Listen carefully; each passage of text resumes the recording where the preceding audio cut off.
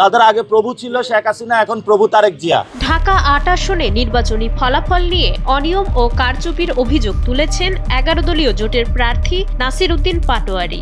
১৪ ফেব্রুয়ারি লেখা এক আবেদনের প্রেক্ষিতে ১৫ ফেব্রুয়ারি নির্বাচন কমিশনে নাসির উদ্দিনের এই অভিযোগ জমা দেন এনসিপি নেতা কাজী ফখরুল ইসলাম। আবেদনে নাসির উদ্দিন পাটোয়ারি ১১টি পয়েন্টে মোট ১২টি কেন্দ্রের অনিয়মের তথ্য তুলে ধরেন। তার অভিযোগ, এই আসনে ধানের শীষের প্রার্থী মির্জা আব্বাস ও তার কর্মী সমর্থকরা ভোট রিগিং ও প্রভাব বিস্তারের মতো কাজ করেছেন। এমনকি বাতিলকৃত ভোট গণনাভুক্ত করার অভিযোগও আনা হয়েছে আবেদনে।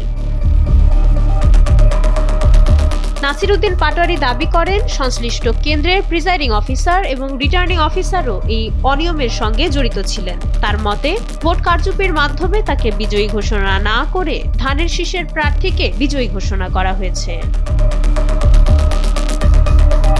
এমন পরিস্থিতিতে ঢাকা ৮ আসনের বিজয়ীর শপথ গ্রহণ স্থগিত রাখার আবেদন জানিয়েছেন এনসিপির এই প্রার্থী।